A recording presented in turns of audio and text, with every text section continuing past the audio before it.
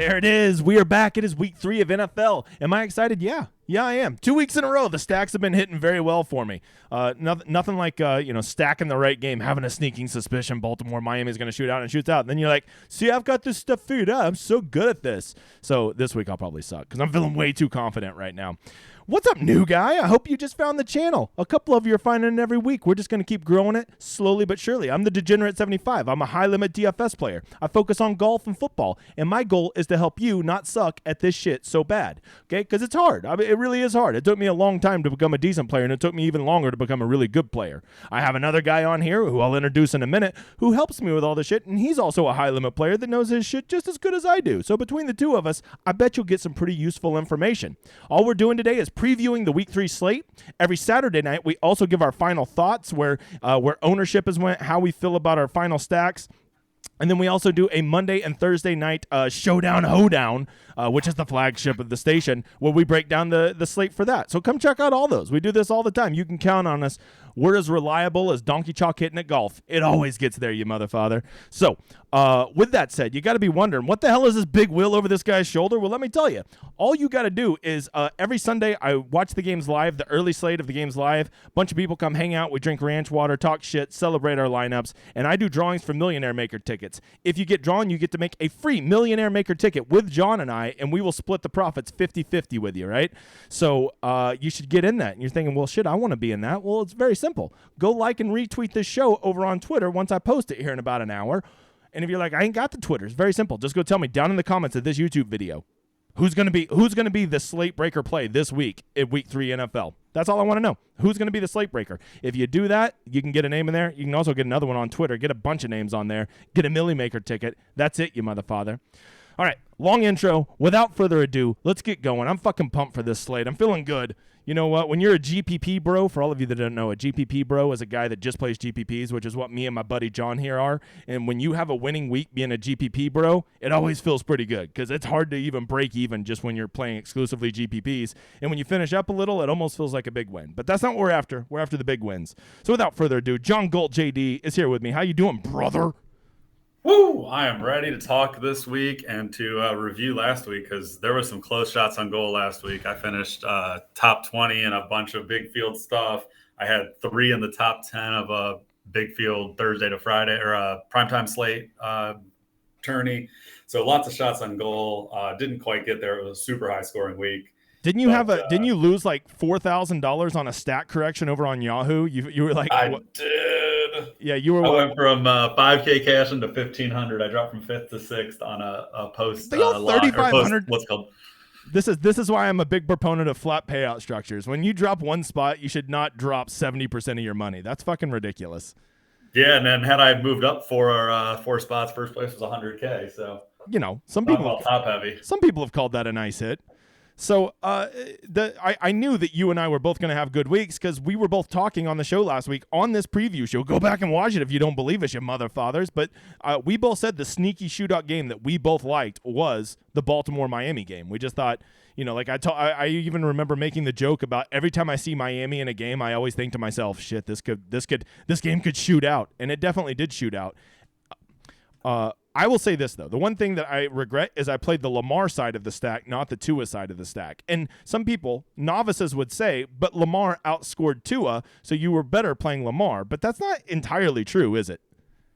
Oh, no. With the price-adjusted points there, Tua definitely outperformed Lamar. You could just fit in so many more expensive pieces going with the Tua side versus the Lamar side. Exactly. He was almost I think Lamar was 7,400, so that's 1,800 cheaper. That allows you a lot of freedom other places in your lineups. And so here's the one. This is the $100 single entry from this past week. This is the winner. It looks like Swish a House 918. This was the winning lineup that won $100,000. You can see it there on my screen.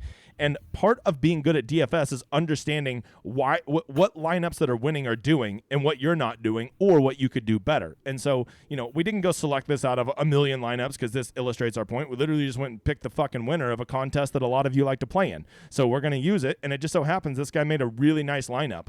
So, John, why don't you walk us through some things in this lineup that you see that you think that you really like?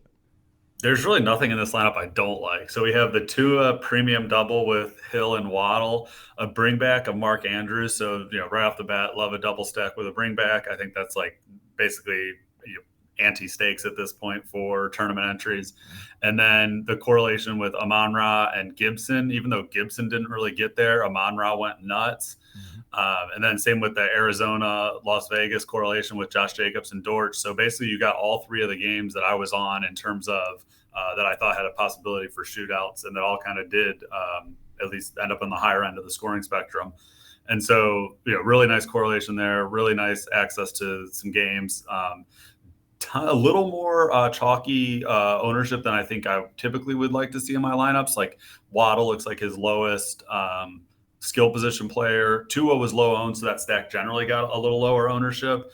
And then the Jags D to close it off was really nice because a lot of people were Taylor was a super high price running back that a lot of people were on, and then a lot of people were on those cheap Indy wide receivers when Pittman went out. So that was like nice leverage off some of the popular spots or some of the higher price guys on the slate. So this was just all in all, just absolutely artfully crafted lineup that got there. It's a work of art. Here's my two takeaways from it. The things that he likes. I mean, obviously the big double stack is awesome with the bring it back with Andrews. That's perfect. I think that's how you should start almost all your lineups. And Tua is a guy that can get two receivers there. I guess Lamar ended up getting two receivers there, but I wouldn't bank on him normally doing that, right? And you know how I feel about Jalen Hurts getting two receivers there. I shouldn't say receivers, two pass catchers there. So Tua could get two guys there. He picked the right two guys, which is pretty obvious because they're like both usage monsters right now. Running back with Andrews. But here's what I really like. He went and got access to the game that everybody wanted, right? Which was the Arizona Las Vegas game. But he did it in a way that he had access to that game, and he didn't have and he ate the least chalky part. Josh Jacobs was the sneaky play in that game. Did Josh Jacobs do well? No. You see the big freaking cold symbol right there by him, but that doesn't matter. It was still a clever play, a way to get different, and even though he was 9% owned in that game, that was relatively low owned compared to the other parts of it. Yeah. The other thing that he did that I really liked is you can see right here 200 cap space is what he had left. So he could have obviously he could have fit, what was it, the Bengals defense in there against the stupid, what's it called? And if he did that, he doesn't have $100,000. Don't play defenses that are going to be 25, 30, 40% owned. They don't go off that often. They really don't. And what did they get? I don't even know how many points they got. I'm going to assume like 2 or something. But he played Jacksonville defense, and that won him $100,000, being willing to pivot and understanding that these defenses are fucking random and arbitrary. And that's what he did. And it's a great lineup. The dude deserves $100,000 for this Picasso work of art. Yeah, absolutely. And this is a lineup that was very easily gettable for anyone that listened to our stuff, or anyone building lineups. Generally, this was like a very gettable lineup. Sometimes you look at these winners and you're like, nah, fuck, this dude chose 9 one-offs. I'm never getting there. But this was a totally logical lineup that very easily could have been made by us or anyone in the Discord, and awesome lineup and awesome win. Literally every one of these guys was in my player pool other than Jacobs and Tua. And there's a world where I could have had Lamar in this lineup and still won it, and maybe found a cheaper alternative than Jacobs at running back. I don't know if I could have found $1,800. Was there any $4,000 guys that went off?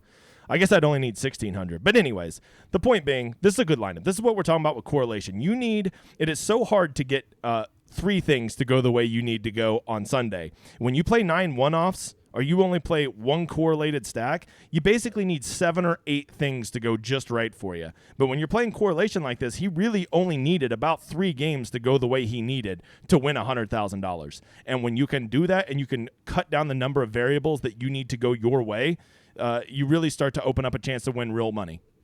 Yep. Yeah, and back on the Bengals defense, I played exactly 0 of them this weekend. And I sleep good. And even if they scored 18 points, like some people on Twitter are like, that's why I played them. Okay, well, we're just going to have to agree to disagree. It's just FOMO, man. Get the fuck out of here with your FOMO. If you're scared to miss out, get the fuck out of here. This ain't the station for you. All right, Yep. Any parting thoughts? This is a great lineup. We could probably look at more, but this one kind of illustrated the point of a well-crafted, well-balanced lineup. And the amazing thing is neither of his running backs got there, but it didn't matter because all the running backs kind of fucking sucked this week. Yep, exactly. Yeah, this was an awesome lineup. Yep, I like it a lot. And for all of you like, yeah, that's too much chalk for me. Well, first of all, you got to start understanding this. I'm going to spend 30 seconds telling you this, new guy. You got to understand the difference between cumulative ownership and product ownership. If you added up the total of all that ownership on there, it would be relatively, it wouldn't be high, but it would definitely be a nice medium amount of ownership, right? But what you really got to factor in is product ownership. That's where you multiply the ownership of each of these guys. And when you throw in a 4% Tua and a 6% Waddle and a 2% defense, now all of a sudden your lineup is getting dramatically different. Not just that it's not going to be duped, but that you're going to have combinations that are going to be much different than other people, and you're not playing 1v1s and 2v2s versus hundreds of people. Yeah, just his Dolphins scored him 130 points, and with a 4% quarterback and a 6% wide receiver in that stack as a whole was going to be super low owned. And so he got 130 points from a super low owned stack, and he was basically playing a GPP versus whatever, 5% or less, way less than 5%. Whatever that is. Probably just literally out of 5,000 people, probably just or something. Yeah, probably just a couple hundred people. He was playing a GPP for $100,000 was a couple hundred people. Yep. Crazy. Good for that guy. Good for that motherfather. All right. Hey, let's talk about the contest this week. For all of you that don't know, probably one of the three most important things you need to consider to get better at DFS, NFL DFS, is just pick better contest selections. You go put lineups in this big $20. Go ahead. Live that dream that you're going to hit $1 million. But just know you're going to lose. You're going to be a losing player over the long run, 99.9% of the time. So I strongly encourage you, guy that wants to not be a deposit king, quit fucking putting all your lineups in this, right? If you want to put one in there and have some fun, go ahead. But just know that it is the most negative EV play. It has a 16% rake, and the price structure is so heavily weighted towards the top, and it's such a massive field of 236,000 entrants that you're just pissing in the wind, brother. So don't do that. What are some contests you like, John? And let's not assume everybody has huge bankrolls like us and are playing, multiple thousands of dollars a week. Let's talk about the guy that plays $20 a week, the guy that plays $100 a week, and the guy that plays $500 a week. So I think that my first priority would be to focus on all the single entries at whatever price point I'm playing. So there's $1, $3, $5, all the way up to like 333s or 500s or whatever. Mm-hmm. So I would play the single entries that correspond with the limit I want to play. So there's that $1 that's nice. And then if I wanted to start MMEing, I like the one you've highlighted here, that $1.20 max. There's a $3.20 max. Those are both good. And if you really want to do a 150 set, there's a 50-cent mini max. That's worth, dabbling in for a smaller roll. My favorite contest is the one you've just highlighted here. I maxed this contest. I clicked on it just for you, big guy. I won this week too last year when it was a 50K to first. And yeah, it's a solid tournament with an amazing structure. Yep. 20,000 to first seems a little low. I know they go for a more balanced price structure. Are they just not making this contest as big as they used to, or have they changed the payout so structure? It used to be like the week one, I think it was 300K to total prize pool, 30K to first. But last season for the first 8 weeks, it was a 500K with 50K to first. Why would they drop this? It seems like this is the kind of people I think it wasn't filling towards the end of the season last year, and they kept making it smaller because people want that big dollar prize pool. Is counterintuitive as it seems to be, we should be playing that type of tournament. People really just see that big dollar first place, 1 million to first, and they're like, fire. Yep. Because dumbassery. It is. And then I love the other one. It's dumbassery. Exactly. I will tell you this: the ones I really like are these single entries: the 27, the 5 max $33, the $50 single entries, and the $100 single entries. Those are just all bread and butter, right? Where you can you don't. They're not so high that you feel your asshole puckering up because you don't want to play some ballsy pivots and stuff like that, or some weird stacks. But they're also high enough entries that the fields aren't crazy big enough that you have to hit the stone cold nuts to win crazy amounts of money. So that's kind of been my sweet spot. And you can play in all of those and probably just play $300 a week. And $300 a week for just from what I see from a lot of people over on our Discord, a lot of people are comfortable playing those amounts. And if you're willing to play those, I'm telling you, just stick to the $50 single entry, the $27 single entry, the $33 5 max. That's a fucking sweet spot right there. Yep. Yeah. And there's at lower price points too. There's 3 maxes at the $5 price point, at the $15 price point. I think there's an $8. They always have 3 $12 single entries too. So if you're a $100 guy, you got to get in these $12 single entries. They're great contest. $8 3 max is a great contest. These are what you want to focus on. For all of you that don't know, you don't want to be playing in MMEs. That stands for mass multi-entry, which people can put up to 150 because all the sharks are going to put 150 in it. And if you just go throw your 3 lineups in that, well, you're already at a 50 to 1 leverage against those guys, negative leverage against those guys. So you want to be playing in single entries, 3 maxes, and 5 maxes, and putting the max number in there, 1, 3, or 5, so that you have the same number of lineups as the sharks do in there. And then their only leverage is they just know this shit better than you, probably. Yep. Okay, so that's it. That's contest selection. Let's get going. Let's get over here. This is Run the Sims. For all of you that don't know, I sell it every week. I'll sell it every day. Me and John love it. Use promo code DGen75. You can use it. Make your own inputs, run the simulations. Today, we're just going to be looking at the generic inputs that are in there. So if you think you're getting information for free, what the fuck ever. Like, you're not using the website correctly if you think this is what it is, right? So that's why we don't mind showing this, showing the optimizer rate. So go check it out. Go try the 1 week thing. I promise you'll love it. If you're not using tools, you're not playing fantasy football correctly. Computers and numbers just can analyze this information so much quicker than you can with your fucking legal pad and a sheet of paper. So, and a pen, I guess I should say, that's all chewed up. All right, let's start talking about this thing. We got a 13 game slate. You want to go game by game, or you want to start with highest optimized players? What do you want to do? Yeah, we can go game by game. I think as a overview, I know last week we talked in our overview about the limited number of high-powered offenses that were on the slate and how that was sort of pushing me towards a certain number of games and a pretty tight game core. Here, the big offenses are back on our main slate, but also there's not a ton of spots that I really love. There's a few games that we can talk to that I think have high over-unders that'll be popular. But yeah, this is a week where I'm gonna be waiting to make my thoughts a little clearer as the week goes on, because there's some spots I can see getting truly out of hand. Absolutely. Like Detroit, Minnesota could be absolutely insane in terms of ownership. Yeah, you know what? If I'm going to play that, I'm going to play the Kirk Cousins side. Give me the bounce back Kirk Cousins, because he pissed everybody off last night. But we'll get there in a minute. He looked like shit last night. Yeah, just did a quick count here. 5 games with an over-under of 48 or more. That's a pretty heavy slate as far as anticipated scoring. So that's something to know. Yeah, compared to last week. Last week was like so much the opposite. Yeah, I think there was 2 over 48 if I remember right. All right, so this first game, Houston versus Chicago, you see that over-under or a game total of 40.5. That's going to be, a lot of people are just going to ignore this game. But let me just throw one quick theory at you. When bad teams play bad teams, sometimes they can both look good. At least their offenses can. Yeah, I mean, both of these teams have not great defenses and not great offenses, but at a certain point, you would imagine the ball's got to move at some point. Yeah, I mean, fuck. Does Justin Fields have any type of GPP winning weeks in him this year? I feel like he's a guy that 2 weeks this year, just 2 of the 17, 18 weeks, he will be a guy that will win somebody a GPP because he'll just randomly go off for 35 points at 5,600. Am I crazy for thinking that? I was super optimistic coming into the season that this was going to be his resurgence, and I targeted him a fair amount in best ball.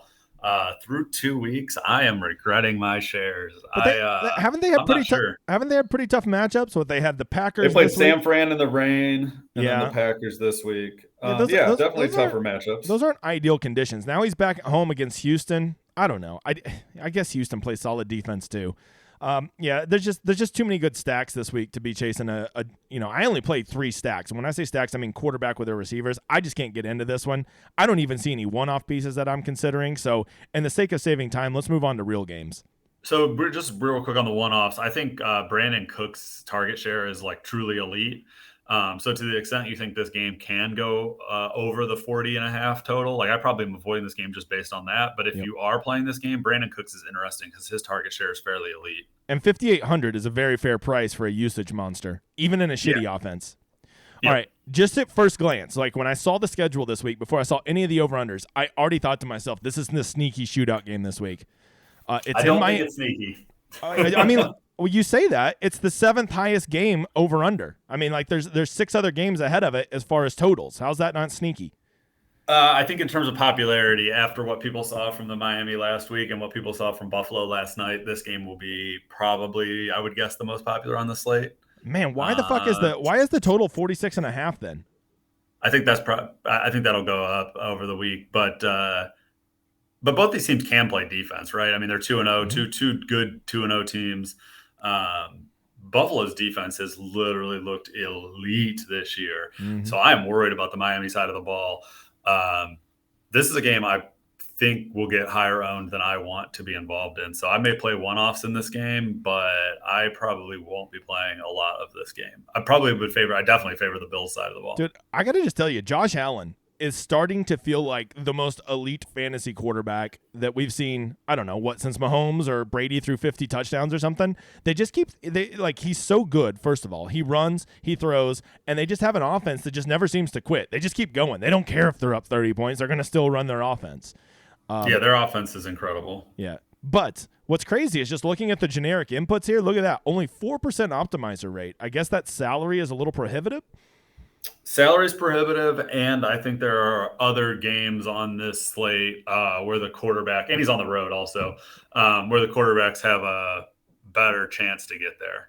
Man, I got to tell you, if Josh Allen, I'm telling you right now, you listen to me, I don't give a fuck what any optimizer says. If Josh Allen's going to be less than 5%, I will play all the Josh Allen. I don't give a fuck. I don't think he will be 5%, but if he is, you get the fuck out of here, simulator. I just know what I see with my eyes, and Josh Allen's a god among men right now. Yeah, I think that's a totally fair analysis. I mean, he is playing absolutely out of his mind. Let me just throw this at you. You've got Mahomes on this slate. You've got Kyler, Aaron Rodgers, Herbert, who's banged up, Lamar, Hurts, who's turning into a god himself. There is a chance he comes in at single-digit ownership with this many big names on the slate, right? And his salary is prohibitive. $8,000 is expensive. Yeah, basically you need 35 points from him. And you're going to need to stack him with the correct wide receivers, which after watching him last night, he likes to share the wealth. I mean, I know Diggs got most of it, but I want to double stack with Allen, and I don't know who the fuck the second guy would be. Maybe Knox or something like that. Yeah, you're taking a flyer on whoever that second guy is. If Gabe Davis is back, I like Gabe Davis to bounce back. I think his role is pretty solid. There's no chance I would stack the Tua side of this. Do not go chase those 6 touchdowns. That just reeks of letdown city. 100%. I think his ownership will be high based off his performance last week. And like I said, that Buffalo defense is truly elite. Yeah. If anything, I would play a Jalen Waddle bring back just because I feel like in any game script, Jalen Waddle could get there. Even if they're playing from behind the whole time or Miami just has to turn to passing and they can't throw the ball down the field, we'll just keep dropping it off to Waddle. He can get his 10 catches for 106 yards and no touchdowns, and I'll just be content with my 21 points. Yeah, I mean, Tennessee moved the ball on the ground or through the air a little bit last night. That wasn't necessarily their issue, and so I actually like the pass catchers on the Miami side if I'm playing Bills stacks because I need a bring back. I don't know what Run the Sims is trying to tell me, but they have the highest leverage player or the highest optimized player in this game is Chase Edmonds. It's got to just because of his salary, right? And just guaranteed number of touches. Well, so the only thing is inputs. So like if you look at the inputs, what do they have? They have the team scoring 35% of its touchdowns on the ground, and they have Edmonds handling 50% of the work. So effectively, they have Edmonds scoring 17.5% of the team's total points. Not going to happen, Bob. I think that's an input. Yeah. Like a lot of the times, one of the things that I'm adjusting down is on the efficiency side of rushing. Otherwise, it does give running backs, especially cheaper running backs with good role, just an outsized chance of hitting the optimal.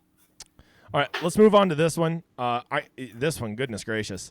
This is the only thing I worry about with this Detroit-Minnesota game is it just seems like it's one of those games where both sides loves to spread the wealth. Like I could see this game shooting out, but even if it does, what are the chances that you're going to pick the right pieces?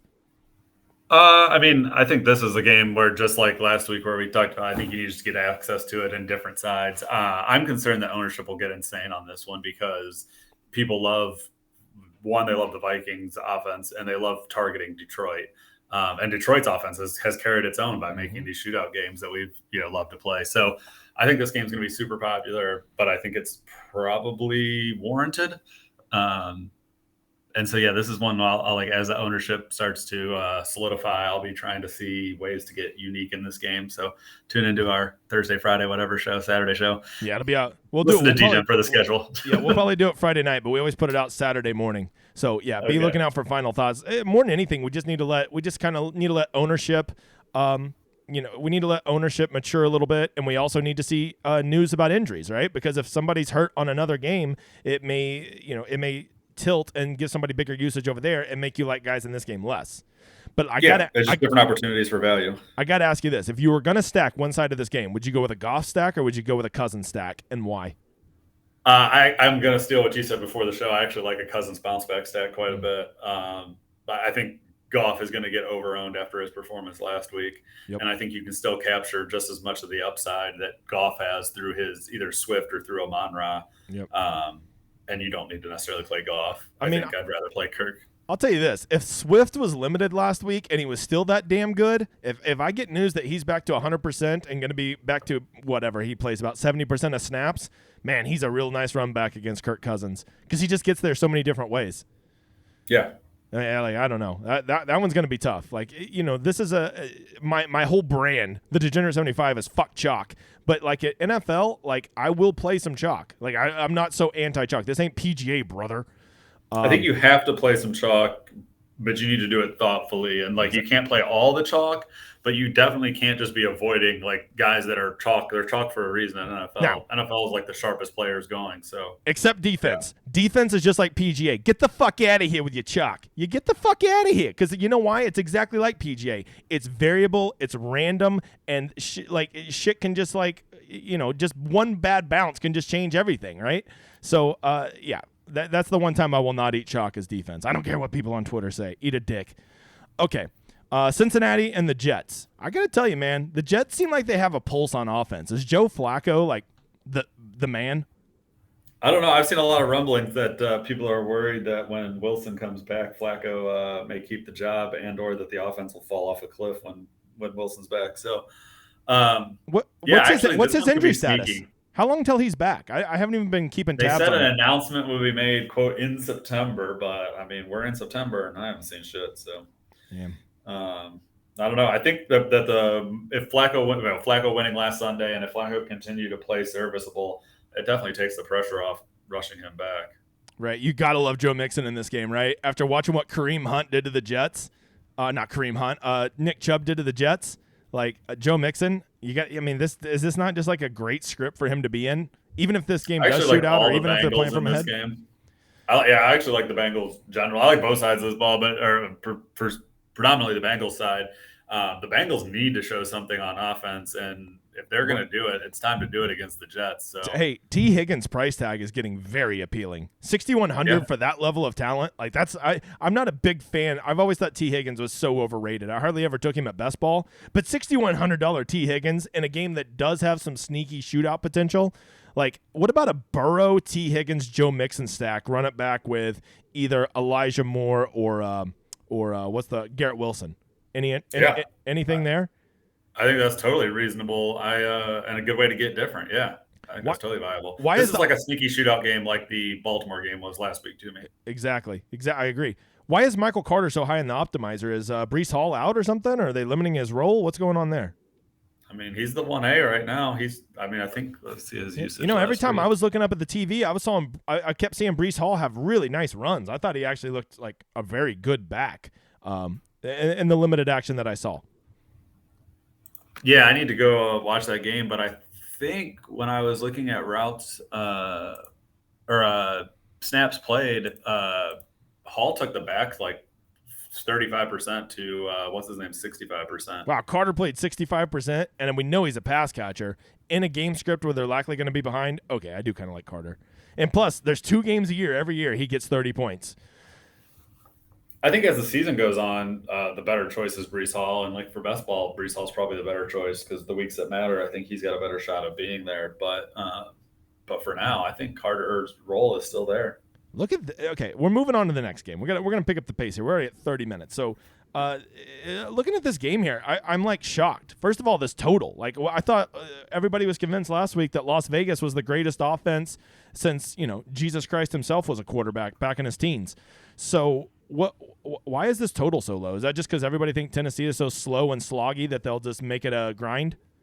Yeah, I think the Tennessee pace has a lot to do with it. I also think people are pretty reactionary. So I think there was an overreaction week 2 to week 1, and now there's probably a similarly overreaction to week 3 or week 2 and week 3. So there's nothing I'm more proud of in week 2 than fading that Derek Carr. Like everybody was treating him like he was like the most amazing quarterback ever. The day I eat Derek Carr chalk is the day that I will retire from DFS. Get the fuck out of here. That's fair. Yeah, that's fair. I played more of them than I care to admit. So I think I had him at 20% last week. So, So this Yeah, game, this is a game that I still like, but I like it in a skinny. I don't necessarily like car stacks, but I think Adams has shown he's going to get like that number one treatment. He's going to get that 3 yard passes on the goal line. He's getting that work. It's not going to a running back. 8,400 is steep though. I mean, that's steep. Like on DraftKings, Yeah. expensive receivers, like they really fuck with the rest of your lineup. Like as soon as I put one expensive guy in my lineup, I'm like, oh, this team sucks. This lineup sucks. Like it just does. You really something need to some it. value, and it's definitely hard to get there. But when guys like that put up a 40 burger, they're must-have. So, Yeah. Is this a game where he could put up a 40 burger? I mean, I know you're going to say, well, any game's a game he could put up a 40 burger, but is it a game that's even quasi likely? I think it would take Derrick Henry having a monster game because I don't think Tennessee gets there otherwise. And that is So not. if I was playing Adams, it would be with Henry, but that gets expensive. God, I mean, that's just such a expensive stack that will go off so little percentage of the time. I can't do it because like that's basically you've dedicated all the money in your lineup to those two guys, and I think the chances of them both shooting out in that game, at best, are 1 in 10. Oh, I mean, yeah, that's probably a pretty optimistic estimate. Yeah, I think that's right. So fuck that. I'm not with you on that one, but I don't know. This game does. I don't know. Maybe not. Maybe Tennessee's really bad, and I think Las Vegas is a little overrated. I think people got a little excited about Week 1, so I just see better spots. Like just for instance, I'd rather go with the Bengals Jets game than this one. Yeah, no, I agree with that. Matter of fact, out of the first 5 games we've covered so far, I would say the only game I like less than this one would be the Houston-Chicago. Give me those other 3 games over this one. Yeah, I agree. So moving on, another good game, very good, because Jalen Hurts is like legit becoming an all-star at fantasy, right? Like he's actually he's a good NFL quarterback, which fucking blows my mind because he went to OU, Boomer Sooner. But he is a fantasy god. He just gets there. Like he always gets there. It's just hard for him not to get there. So how do you not play him against Washington, who has already shown a propensity to give up a shit ton of points? And you have some good bringbacks on the other side of the ball. No, this is another good game. Again, where ownership's going to have to dictate, but this one may come in under radar, but I don't see Hurts coming in under the radar. He's just done too much the first 2 weeks. So, I mean, just off the top of your head, you're saying that it's going to be Allen and Hurts will definitely be the 2 highest owned guys on this slate? Oh, God, no. I think the 2 highest owned quarterbacks. No. 2 highest owned quarterbacks. Hurts and Allen. My initial no, I think Mahomes would be higher owned than Hurts definitely than Allen. I just overlooked that game. Okay. Well, good. Man, this is a I think it'll be Hurts. I think it actually be Mahomes Hurts or Hurts Mahomes, one of the 2. Okay. Yeah. Well, you know what? Then give me the Josh Allen. All right. So this game right here, I'm all over the place. If you're going to play Hurts, who are you stacking him with? I think he actually has some pretty decent options because he played last night. You saw the target shares were pretty condensed last night with Brown, Smith, and Goddard, but Quez Watkins got there on a long target. I actually don't mind double stacking Hurts because I think a lot of the field doesn't, and he showed last night he can get multiple guys there. If there's ever a fucking game I'm going to double stack him, it would be in this game where, like, they've got a nice high, 28-point implied total or something like that. So I don't hate the expensive side of it. Hurts, Brown, Smith, or Hurts, Brown, Goddard. It's expensive. Yeah, I like Goddard. Yeah, I mean 4,700 at tight end. Obviously not a punt, but it's also not a pay up either, right? There's nothing worse than when you spend $6,500 at tight end. It's just like when you spend $8,600 at wide receiver. It just really starts to change what the rest of your lineup looks like in a way that's kind of gross. Yeah, like last week we talked, there were only a handful of viable tight ends that were actually going to get any kind of reasonable possibility for a ceiling score. And you either needed those guys or you should be punting the position, in my opinion. And this week's a little bit different. You're back into having some more of the mid-range options. And so you can really make a choice of like a 4,700 Goddard or a 4,500 Hawkinson versus like I think he's 6,800 Kelsey or 7,200 Kelsey, 7,900 Kelsey. Ooh, nasty. And I will say this, Logan Thomas did get a touchdown. He was out on the field. Saturday we'll have his numbers on how many snaps he played, how many targets he had and all that. This is just the first feels video, so shut the fuck up. He might be a sneaky run back. Yeah, this is a game that I will definitely be trying to approach in a unique way. But on first impression, this is a game I'll be targeting. Man, that Dotson guy's legit. Like the Johan Dotson, the rookie for Washington. Man, he just gets there. He's a big target. He's got a good body for the game. Seems like to be just like a good football player. Yeah, I like him. All right, we're moving on. This one, do you think people are going to go back to Lamar after his God performance last week? Because I just think this is the worst spot ever for him. I was just going to say I'm actually pretty sure I'm fading this game in its entirety. So, yeah, I think I feel the same way you do. Yeah, there's not the only person I would play from this game would be Jacoby Myers because he did me so good last week, even when you said he wouldn't. But I don't like him at 5,000. I liked him way more at 4,400 last week. Yeah, I don't think I would play anyone in this game on first impression. If I did, it may be no. I don't even think I play Andrews at 6,900. I'm just waiting for Ramondre Stevenson to take over him to become the best running back in the NFL once he becomes their starter. I mean, he's so talented, but Damian Harris, as long as he's healthy, is going to keep that role. I concur with that opinion. But I think Ramondre is super talented. Hey, all right, we're moving on to the next game because this is going to be one we need to give some time to here. What are you hearing about Michael Pittman? Because we got the Colts versus the Chiefs here.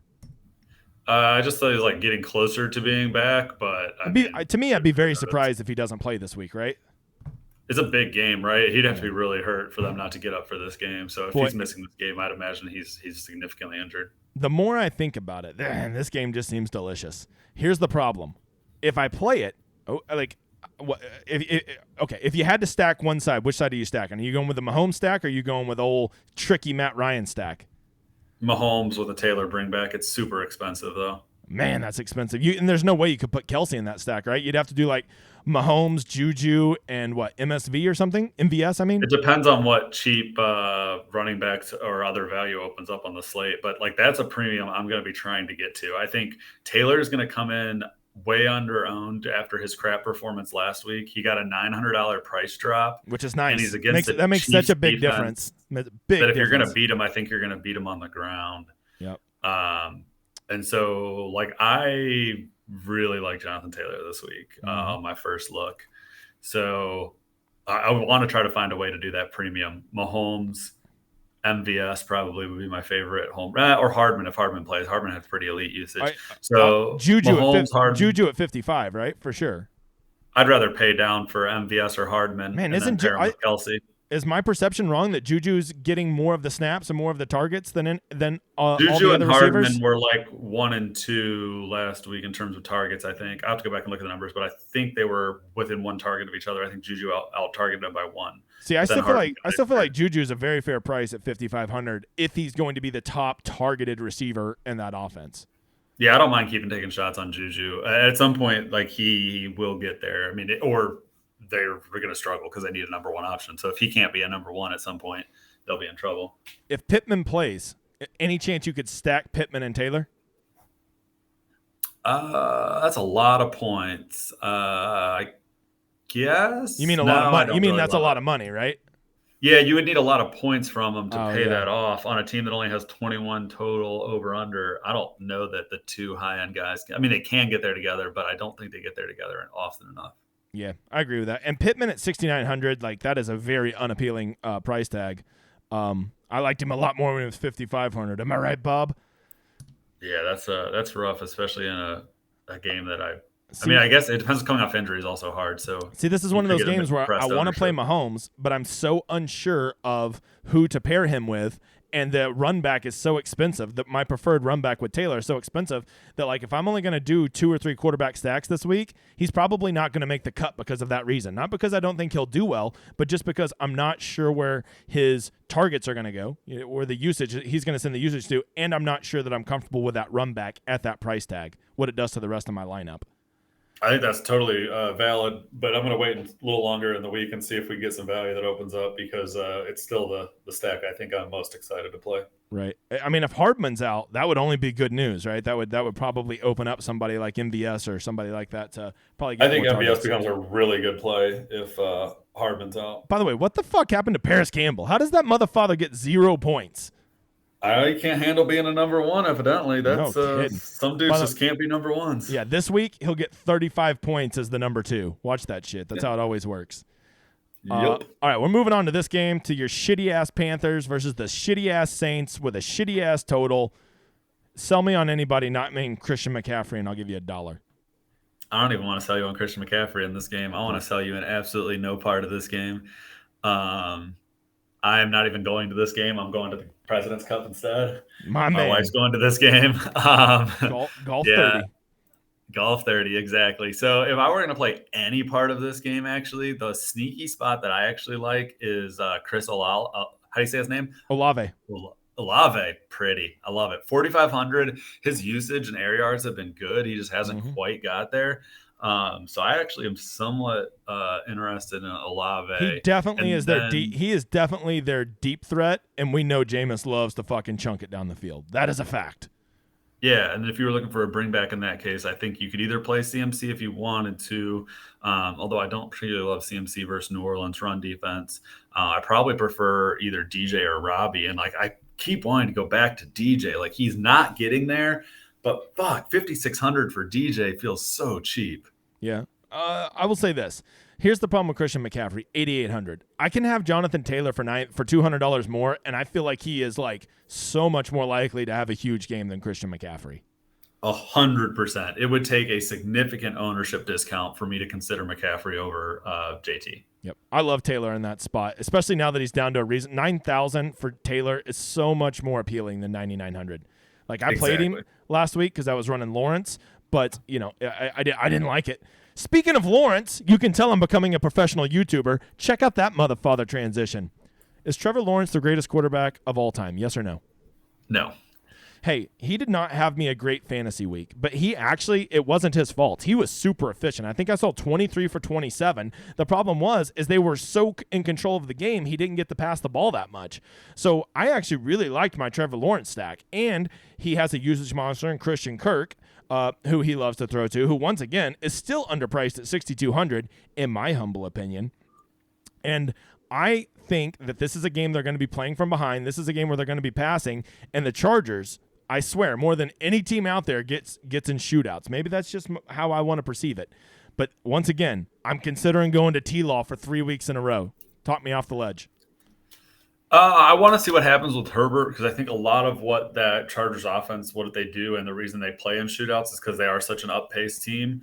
And I don't know that the offense will run the same without Herbert. So I guess it'd be Chase Daniel or something. So that offense is not going to be the same. So if Herbert isn't good to go with his rib injury or whatever else he suffered in that game the other night, I probably am looking to avoid this game generally, just because I think the pace won't be there. But if we get Herbert news that he's good to go, this game's exciting from a pace perspective, because both teams can play fast, or both teams want to play fast. And I think this could be another game that can shoot out if we get Herbert in. And that's the other reason I think the spread's only 7 is we don't know about Herbert, because I think the Chargers should be favored by 10 here. Herbert, I'm hearing his injury is not as bad as expected. It's just going to kind of be one of those pain threshold things. That's what I heard, or the article I read anyways. And when I think of that, Justin Herbert is one tough motherfather. So, like, if it's just a him toughing it out thing, I think he plays. And I think that they have an awesome offense. And I think Jacksonville's going to have to shoot out. If Herbert plays and I feel that he is healthy, I'm going to play the shit out of this game. I will probably play Lawrence with 2 Charger bringbacks, because I think 2 Charger bringbacks can get there, and then Lawrence will give me that discount at the quarterback spot I need to fit all those guys in, just like we saw with Tua last week, right? We stacked Lamar, which in this case would be Justin Herbert, but go stack the other side of it with Lawrence and bring it back with 2 of Herbert's targets, right? Yeah, exactly. So I think that's another way to approach this game a little uniquely. Yep. So love this game. I mean, assuming Herbert plays, this is probably my favorite quote-unquote sneaky game, right?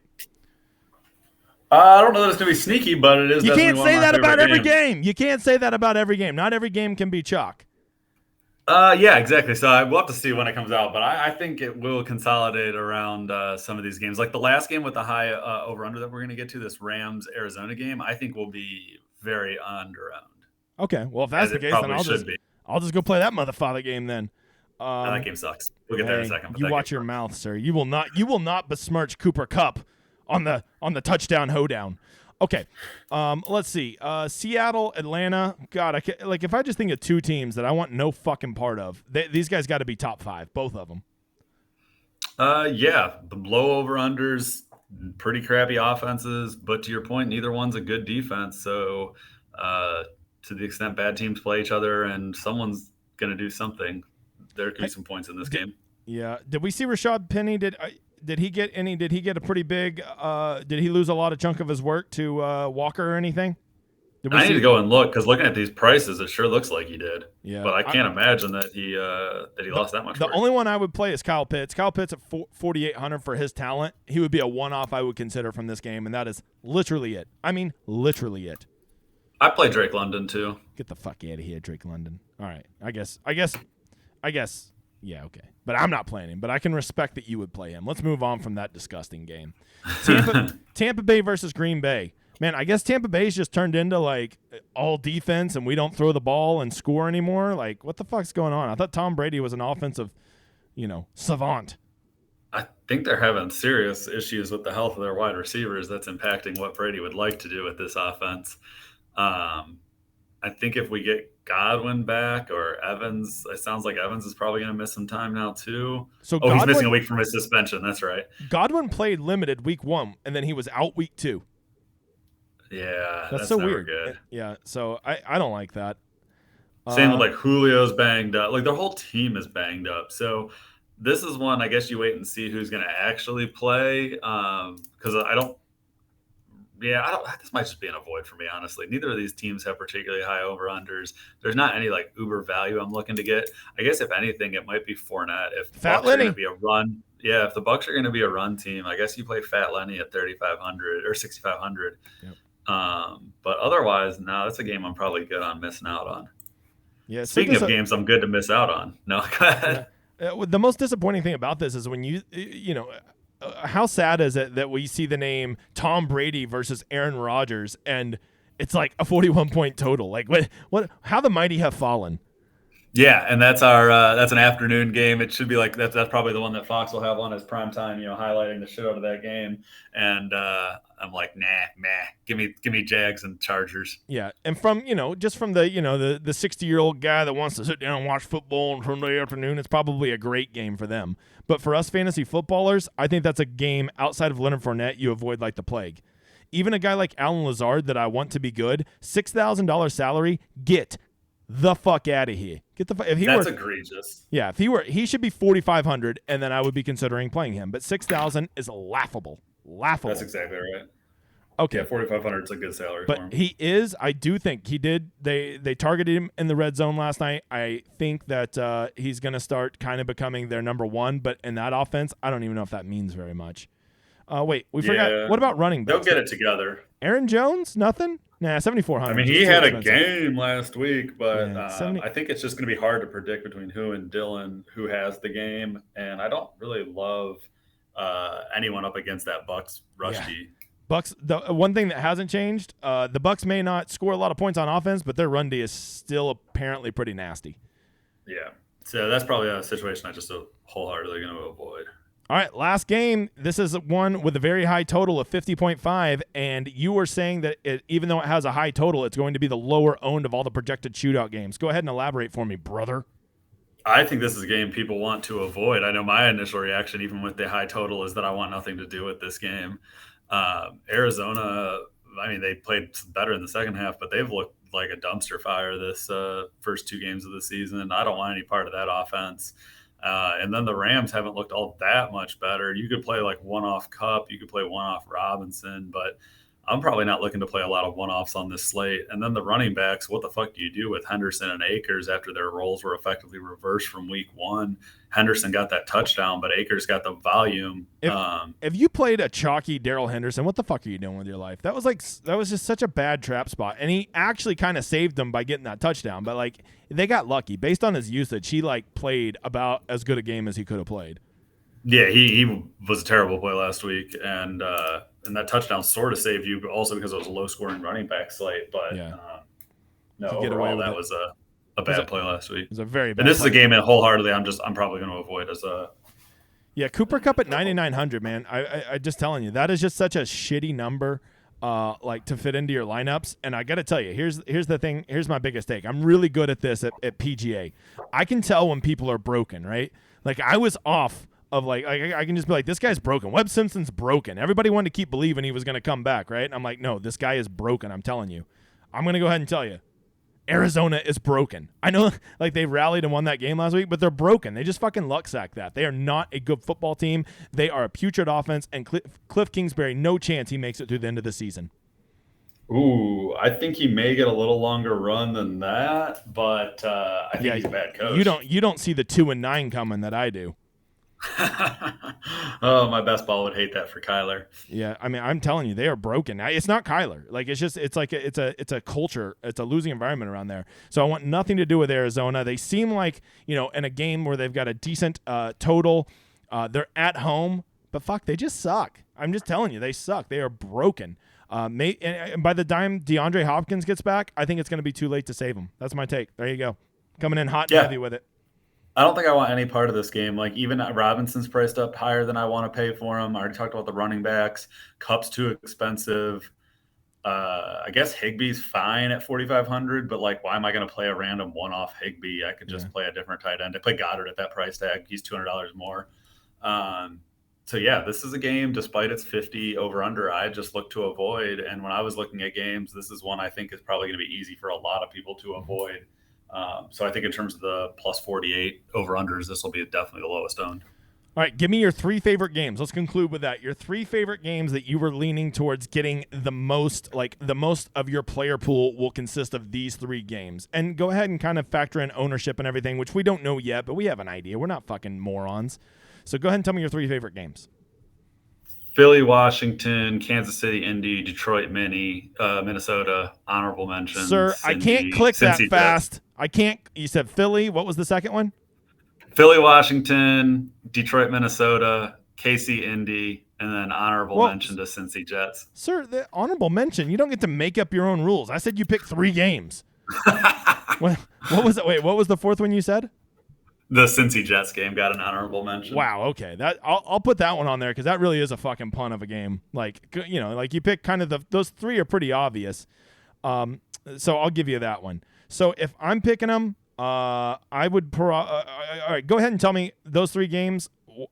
Is it just simply the over-under and the star players that are in it, or what is it about those games? Yeah, I haven't built any rosters yet. Obviously, it's just Tuesday, but just initial leans in terms of games that can shoot out and games that have a variety of pieces in them that you can get a little bit different. And so it's like sort of the flip side of what you were saying, where it's hard to predict the target shares, but from a GPP's perspective, that's like something I'm wanting to embrace. And so like a little bit of that, like spreading the ball around, that volatility of where the points are going to come from. So it gives you a chance to play high total games in a different way.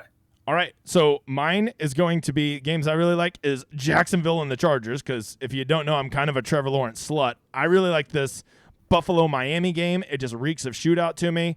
And then just to be an unoriginal fuck, go ahead and give me Detroit and Minnesota, because I love a Minnesota bounce back, and I think Detroit is auto. Their defense could play the game of their life. They're giving up 24 points this week.